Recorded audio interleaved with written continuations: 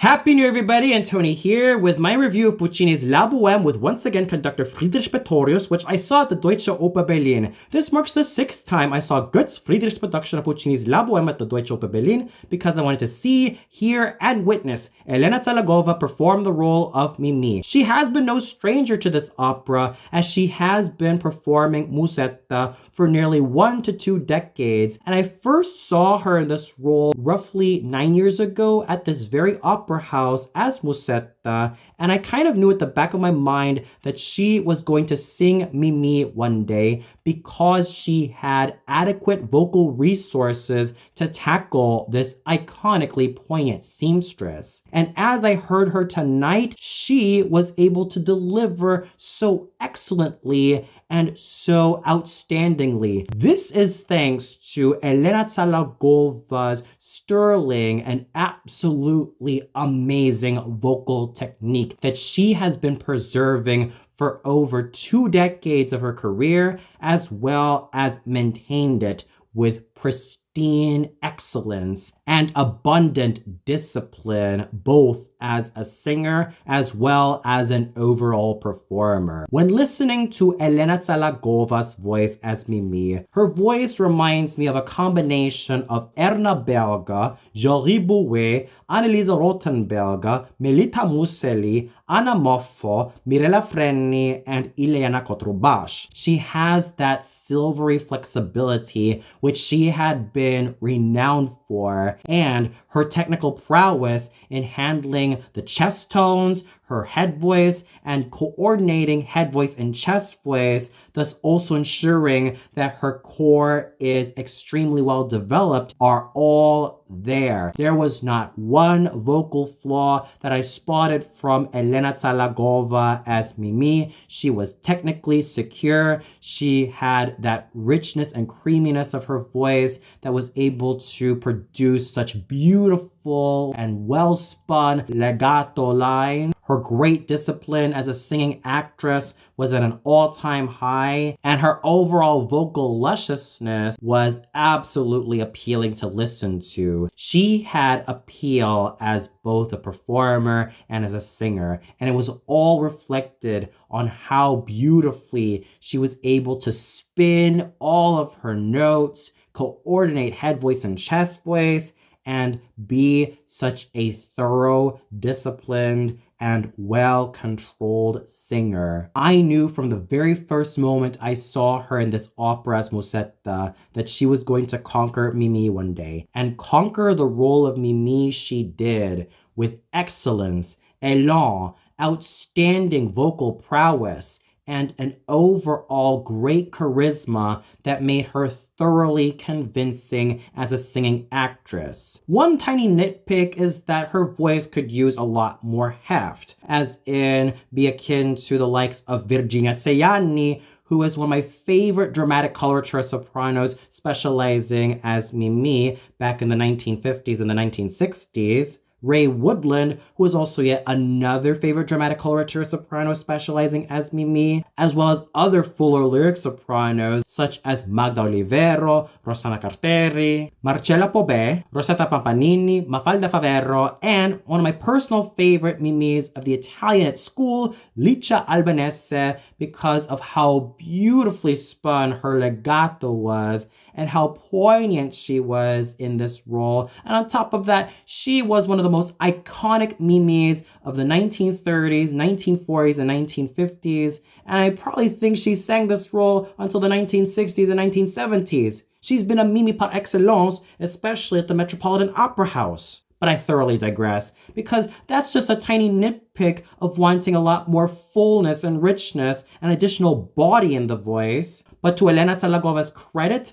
her artistic discipline, her thoroughness of her technique, and her great vocal beauty managed to compensate whatever tiny insignificant nitpicks there are, because she was brilliant. She was thoroughly brilliant from beginning to end. There was not one vocal issue I had with Elena Tsallagova as Mimì. I knew from the bottom of my mind, heart, and soul that she was destined to conquer this role, which I'm sure she's been doing for roughly 4, 3, or even 2 years. and did so with excellence, and did so with brilliance, and also did so with great confidence and aplomb. So brava to Elena Tsallagova for doing such a magnificent job as Mimì, especially where her current excursions as Elettra from Idomeneo and Eva Pogna from the Meistersinger von Nuremberg demonstrates that she can do slightly fuller lyric soprano roles aside from the lyric coloratura soprano roles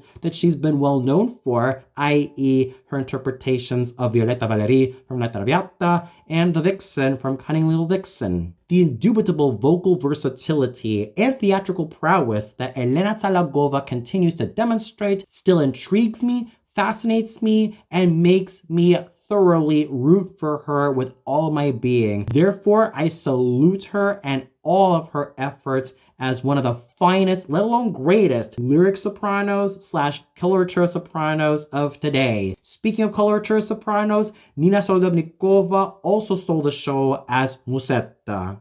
Her reliably sizable instrument managed to give Musetta a lot of color, personality, charisma, excitement, and a whole lot of flair. Thus, her voice managed to shine like the brightest of crystals and diamonds. And as always, it was thoroughly audible throughout the theater. There was not one moment where I thought she was vanishing with the orchestra. It was a voice full of beauty, size, excitement, and a whole lot of awesomeness, which is also thanks to the rich, creamy timbre that she possesses. Yes, I could still encourage her to continue working on those chest tones, let alone be thoroughly committed to them and not just be intermittent with her chest tones, because the chest tones, as I'll always argue, are the true foundation of what great singing should be. It also says a lot when lyric coloratura sopranos sing Musetta, such as Rita Streich,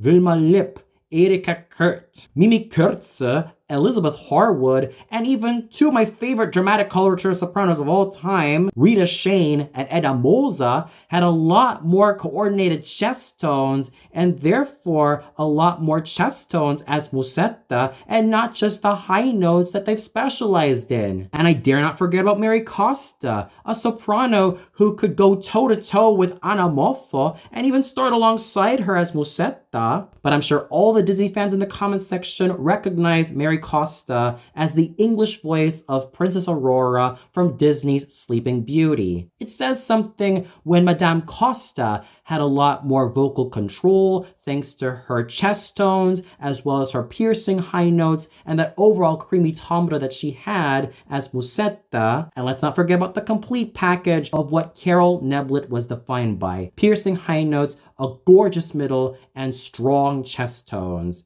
And I'm sure that with these examples that I've provided for Nina Soldovnikova, she can definitely be on her way to strengthen her chest tones, keep on developing her core so that she can continue on conveying exciting and therefore wonderful performances, because Nina Soldovnikova has great potential to keep on growing, keep on strengthening her technique, as well as keep on shining like the brightest of stars. I would never want to hear her creamy, luscious, and exciting instrument fade away anytime soon. There is always room for improvement for Nina Soldovnikova, and I therefore encourage her to keep on strengthening her technique so that it could remain strong as well as well established for many years to come. And there's no doubt that both Elena Tsallagova and Nina Soldovnikova produced such excellent vocal magic together as Mimì and Musetta,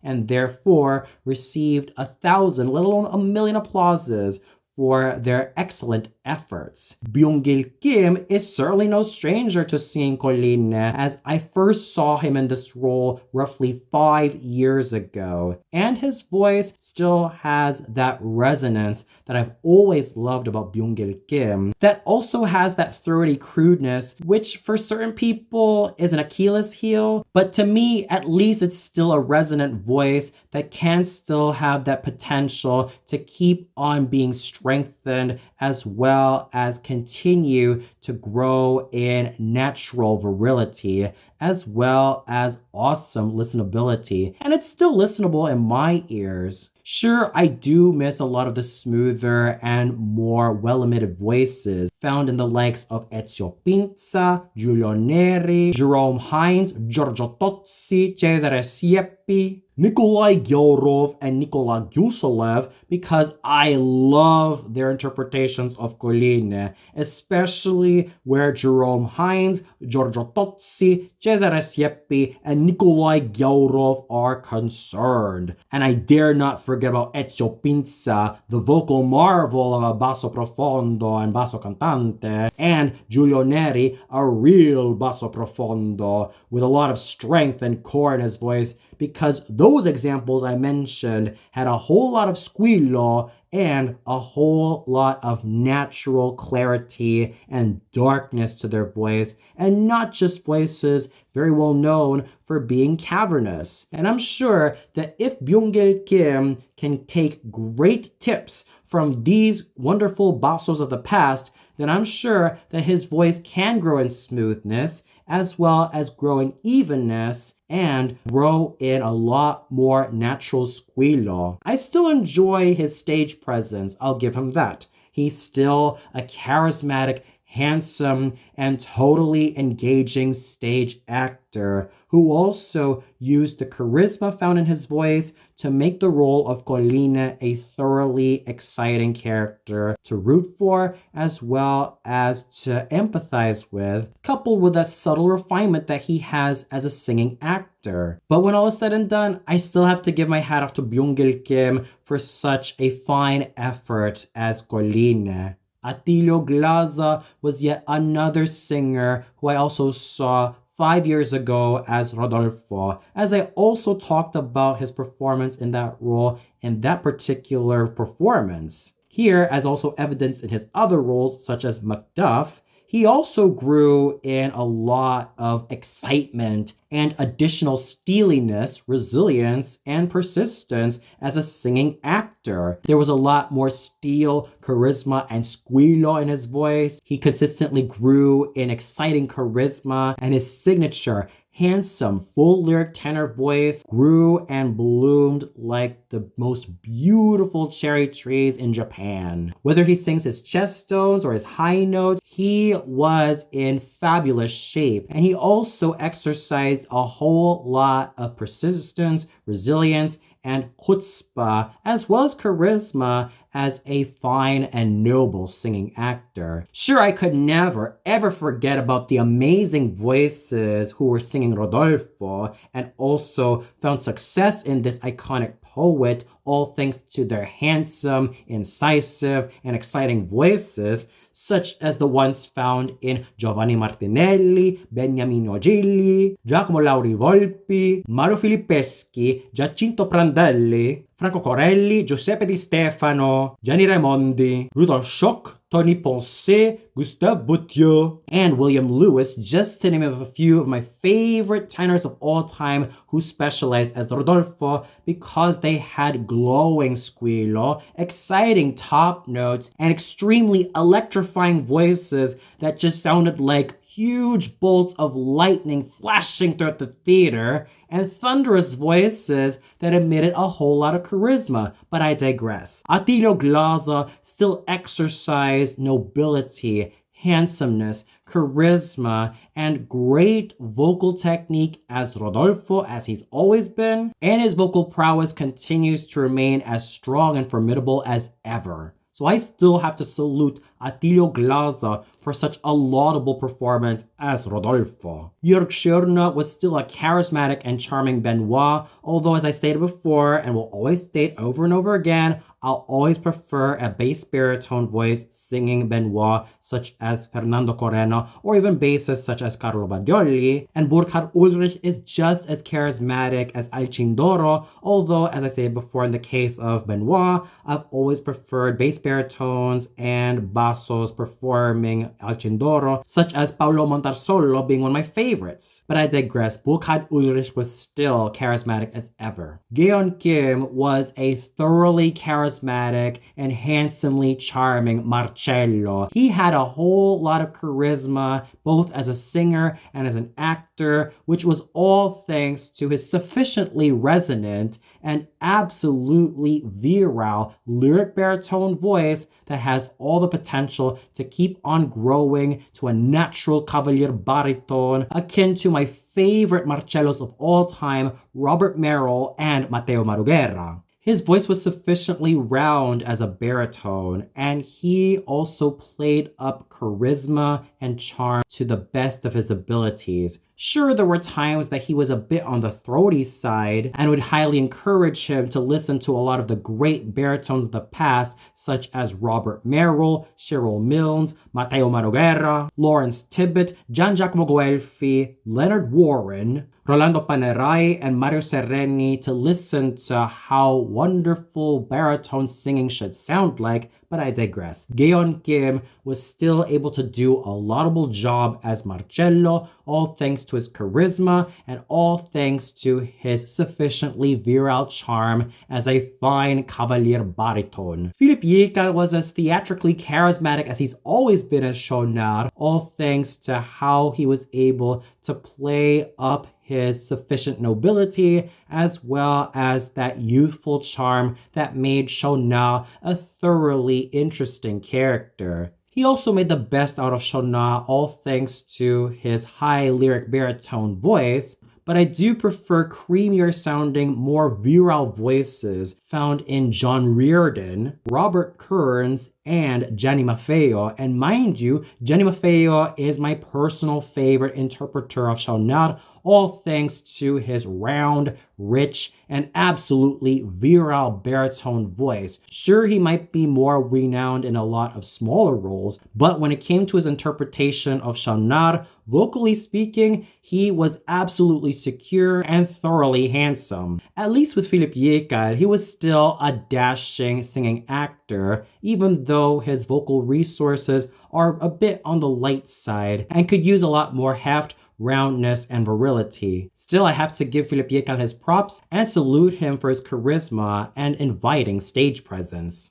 Thomas Chalufo still sells the awesome vocal goods as Parpignol, all thanks to his handsomely toned and beautifully sounding light lyric tenor voice, which just radiated throughout the theater like gold, silver, and diamonds pouring out of his voice, coupled with his great sense of true Bel Canto singing. And Stephen Marsh as the sergeant, Kwang-Seok as the customs officer, John Irvin as the seller, and Konstantin Hovhannisyan as one of the children were absolutely brilliant in their own special ways. So overall, the singing was thoroughly excellent, especially from Elena Tsallagova as Mimì and Attilio Glaza as Rodolfo, aka the very iconic lovers of this opera. Elena Tsallagova has proven time and time again that her vocal resources were thoroughly reliable, filled with pristinely outstanding excellence, and a technique that was not only rock solid,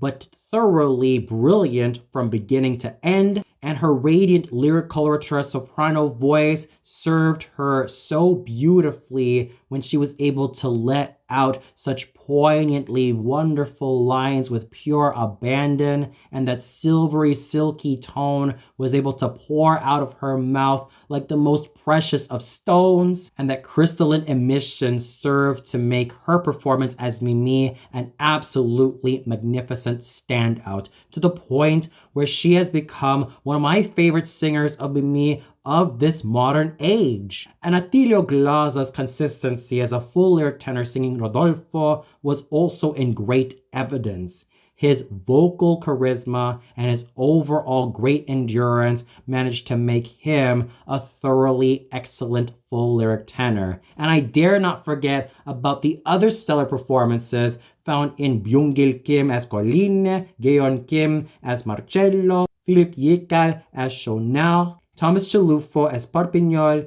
and especially Nina Solodovnikova as Musetta. They were all thoroughly brilliant from beginning to end. And I also have to give lots of kudos to Gaeon Kim and Nina Solodovnikova for their superb chemistry as the other iconic lovers of Marcello and Musetta, and just brimming with full-on charisma. Therefore, the singing was laudable all around, with the true standouts being Elena Tsallagova as Mimì, because she was able to make a strong impression on this role, which she has been singing for roughly 2 to 4 years now, and Attilio Glaser as Rodolfo, which he has been singing for many years, let alone between 5 to 10 years. And his voice continues to grow with excellence and pristineness, brimming through every single pore. The conducting done by Friedrich Pretorius was, as always, exciting and therefore totally engaging to listen to. There was not one sour note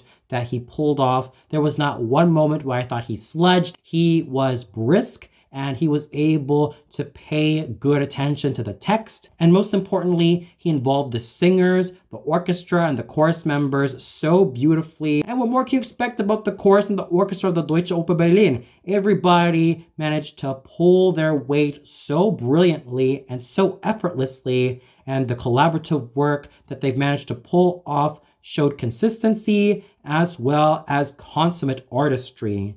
Elena Tsallagova was a thoroughly brilliant Mimì, and she deserves a whole lot of laurels and a whole lot of acclaim, as well as all the applauses of the world, because of her sterling technique being put to excellently outstanding use as Mimì. She has definitely grown and come into her own in this role, and she has also the great experience given her moments of singing Musetta for many years to also understand both the psychology of not only Musetta's relationship with Mimì as good friends, but also effortlessly find herself getting into Mimi's character, let alone her skin, both vocally and theatrically. The many vocal inspirations that I'm sure Elena Tsallagova acquired from Erna Berga to Ileana Kotrubash were also in full evidence because of how her voice radiated throughout the theater, full of radiant beauty and that silvery timbre that made her thoroughly acclaimed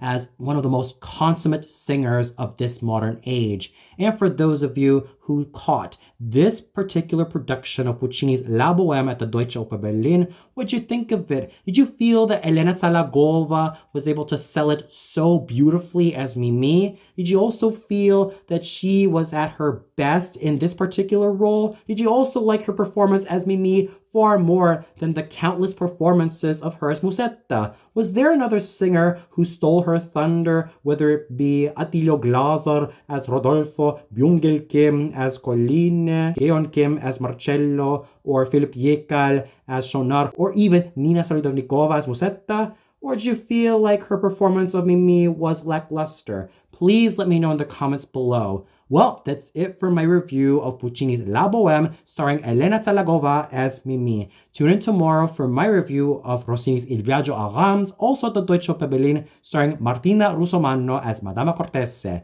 So until then, Happy New Year, everybody!